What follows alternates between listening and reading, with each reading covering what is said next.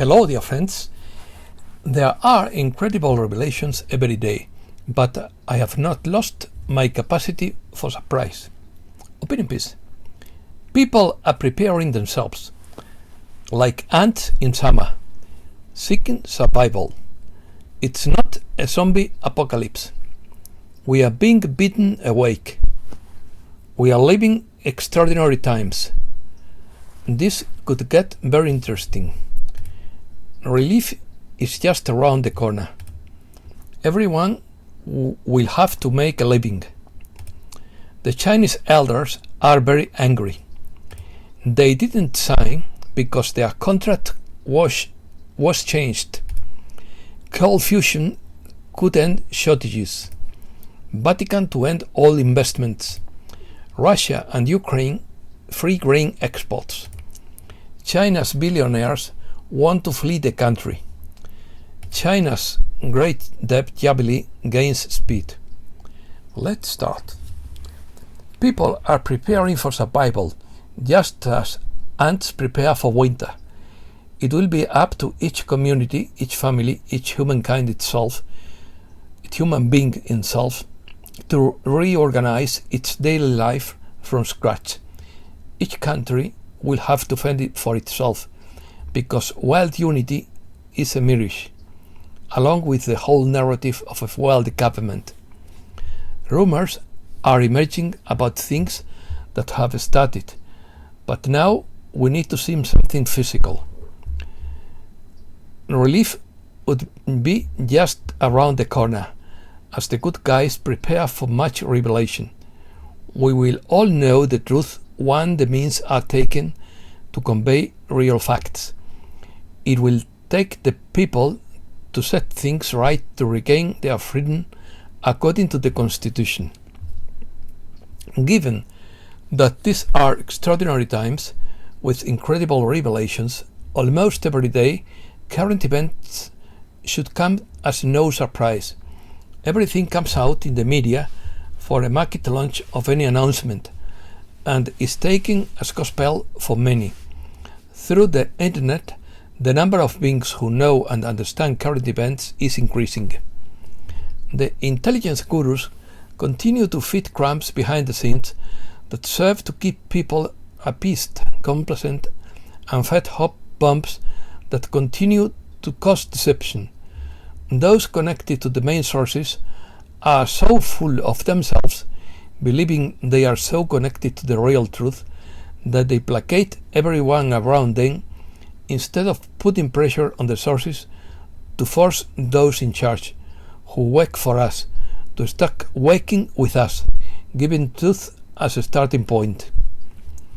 The creators possess full power to make Earth a true paradise, but such an Eden would not contribute to the development of those strong, noble, and experienced characters that the gods are forging in our world amidst the anvils of need and the hammers of distress.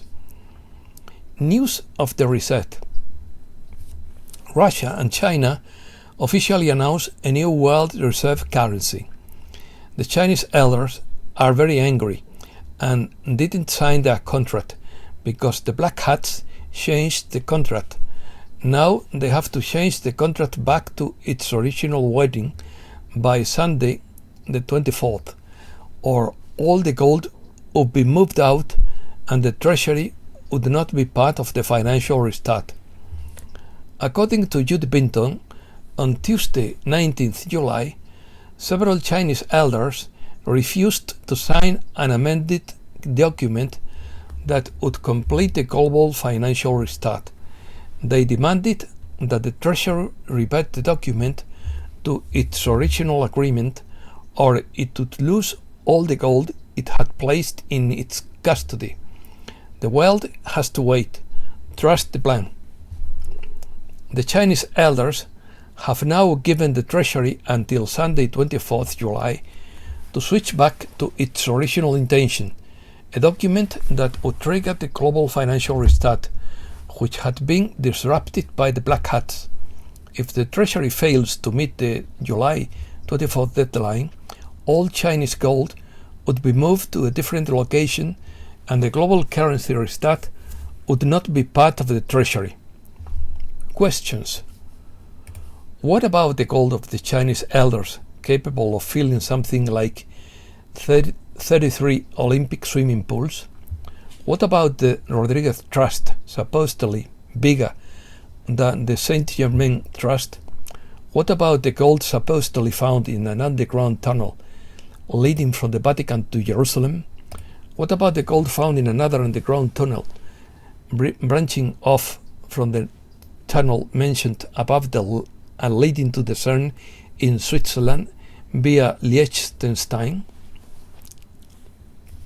Unanswered questions, but we would be sitting on untold treasure while breaking our backs to pay taxes and interest to the banks. This wealth could do a lot of good for humankind with humanitarian programs and would help to wake people up better than they are now being beaten awake. Last week, Christine Lagarde announced that the Bank for International Settlements would flip a switch on Thursday, 21st July, although no such announcement has yet been made public. A gold-backed euro is expected to be announced. Kitco News says the Fed will hit the panic button by autumn and restart everything. Killing. According to Yin the Code, people don't realize that it's already done and that most of the war is done.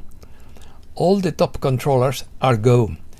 I'm glad to be alive right now to see what's going on. There is no game. It is what is called in chess Zug Wang. No matter what move the enemy makes, he's finished. It's going to be checkmate. It's just a matter of time. The best is yet to come.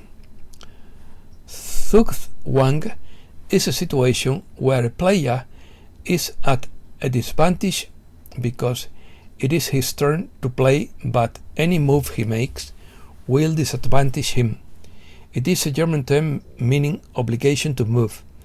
The idea behind this concept is that in certain positions, a player would prefer to pass a turn rather than make a move, as this would favor his opponent. According to James O'Brien, the unworthy, the wicked, walks with a wicked mouth, winking his eyes, talking with his feet and pointing with his fingers. With deceit in his heart, he plots evil. He continually sows discord. Therefore, calamity will come upon him suddenly. In an instant, he will be shattered beyond recovery. Jubilee. The divine Jubilee is here, and it is happening. You are here to receive its restorations and its deliverances. Many will wait for the water of the revelation to reach its confines, to be more certain that these prophecies and stories foretold in the sacred texts will be presented as proof to still deeper feelings of an opening to reliable sources when they cannot see, when they cannot swim, when they cannot escape what is unfolding, and when indeed they must look up and look in. Trusting source becomes the way when all the storms of life and the horizontal linear three-dimensional world we have occupied and inhabited for many lifetimes can offer no refuge, no sanctuary, and no glimmer of hope, healing, peace, or truth. And these people who will rise up in the swirling tide of the storm of ascension will find their way because trusting source because the most reliable option becomes the most reliable option. Ascension is about remembering who we are and where we come from. You are a cosmic child of God and the sacred union of Gaia. You are an essence of the soul and the presence of a creation in divine union. Systemic risk. The Eurodollar curve signals a historical risk to the financial system. The main thesis is that a global financial restart would be a very real event, but wouldn't make itself known until the current system is at or near clinical death. The euro-dollar market is much more important in the global financial system than the foreign exchange reserves of individual countries. But it is a very difficult market to track. The bond yield curve that predicted the 2008 crisis can be tracked. That curve is now much steeper than it was then, indicating that something big is about to happen. The commercial breakthrough of cold fusion could end food and energy shortages, writes Mike Adams. New York Times columnist says the Russian collision story was a hoax. The Vatican announced that it will end all its foreign investments and return assets to the Vatican Bank. Digital currency. Nick Fleming is more pessimistic and wants that the digital reset of the bad guys is already here. If no one else helps, the IMF and the World Bank will launch digital currencies with no physical value backing whatsoever. Fleming adds that gold would not supplant this change, but would eventually triumph in the medium term. The United Nations announces that Klaus Schwab of the Davos Forum and United Nations Secretary General Antonio Guterres have signed an agreement to accelerate the 2030 agenda. The UK Central Bank is moving towards a central bank digital currency that would be programmable. In other words, you don't get cash from your work. You get vouchers that the government controls what you can and can't buy. Iraq. It also confirms that the Iraqi dinar is already trading at its real value, but that it can only be seen at the back door in the system that only a few have access to. It ends by saying that currency revaluation is already happening. The new rate of the Iraqi dinar will not be made public until the process is advanced. In Iraq, large contracts from France and abroad have been restructured because the payment process is supposed to be changed due to the rate change, which will involve a lot of negotiation between buyers and sellers. No one knows the exact timing of this, but we are looking at a time frame based on the negotiation of each contract. Sri Lanka's new president is a member of the World Economic Forum. Ranil Wickremesinghe is implementing a digital ID program to access gas. Sri Lanka is broke and out of gas after being set up as an experiment in a low-carbon green state. China. CEO of bankrupt Chinese real estate giant Evergrande resigns. China's billionaires want to flee the country and take $60 billion with them. China's great debt jubilee is gathering speed. A modish boycott is spreading for home buyers in China. The world's largest asset and some suppliers of Chinese property developers are also now refusing to pay back bank loans because of unpaid bills owed to them. This could get very interesting. Now the ground is shifting under the CCP as China's extravagant city building, modish debt and bank fraud shake up its financial system. The CCP is losing its grip on the Chinese village, the Chinese people, which is fed up with being locked up. Orwell warned that political language, in quotes, is designed to make lies sound true and matter respectable, and to give a semblance of solidity to pure wind. And to those who fail to heed his warning, he predicted, in quotes, if you want a vision of the future, imagine a boot stomping on a human face. Spain. Spain's agricultural sector protests against the the rising cost of production. Gross annual wages rose by 6.2% in Spain in 2021. Restrictions against Russia leave children of the civil war without pensions. The IBEX 35 consolidates the 8,000 level and is on track to close the week with a positive balance. Spain supports Senegal and Mauritania in the face of the food security crisis. Portugal shares with Spain the rejection of the Brussels plan. Banco Santander is out of the bidding for Mexico's Banamex. Americas. Argentina achieves record unconventional gas production. The dollar accelerates its ascent in Argentina gripped by uncertainty. Uruguay takes the reins of a Mercosur that is asking to move forward as a bloc and not separately. Crisis in Mercosur due to Uruguay's unilateral negotiation with China. Colombia's new Congress is installed with an unprecedented center-left majority. Colombia's foreign minister designated to hold talks with illegal groups. High cost of living and corruption caused the largest protest in years in Panama. Panama is in revolt over extreme government corruption, food shortages, and the aftermath of a particularly severe 2-year blockade.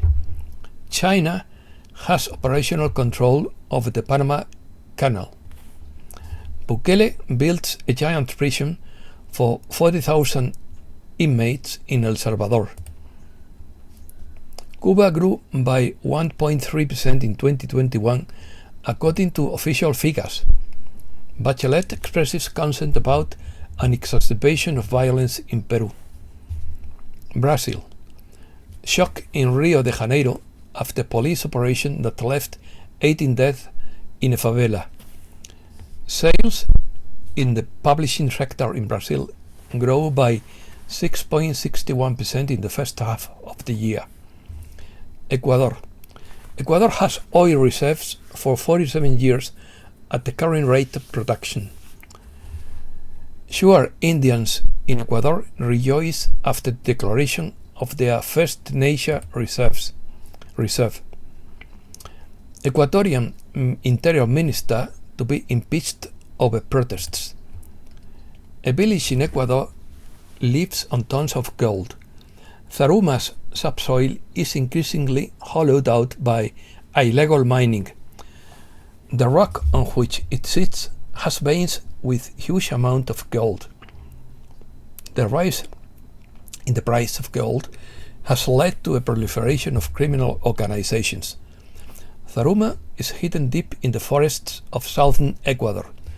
The village, perched high on a hillside on the western side of the Andes, is built on rocky soils rich in gold, and the mine that brings prosperity to the village is also the reason why it is doomed to disappear, because illegal mining is increasingly weakening the subsoil.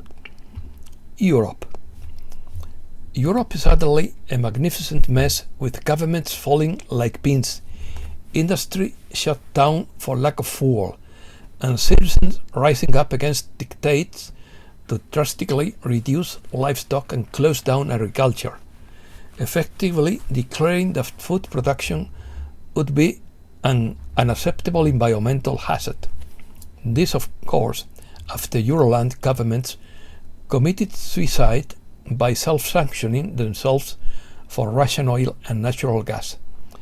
This is especially strange in Germany, Europe's largest economy, which admitted the failure of the green energy policy, forcing it to close major wind turbine facilities and turn to coal-fired electricity production. The ECB raises rates to contain inflation, but destabilizes mortgages and risk premia.